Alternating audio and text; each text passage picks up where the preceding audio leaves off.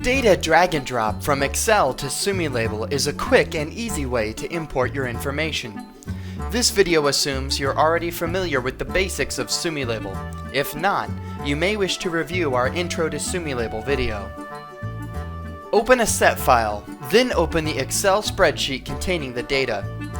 Ensure that the data for importation is located in adjacent columns if it's sorted into several. The rightmost column in the selection can be used to define the number of copies to be printed for each marker.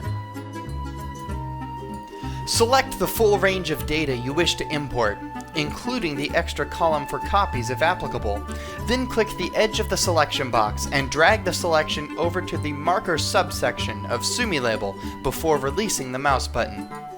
If successful, you should see a range of markers added to the job, the lines of text filled with data from the respective columns in the spreadsheet.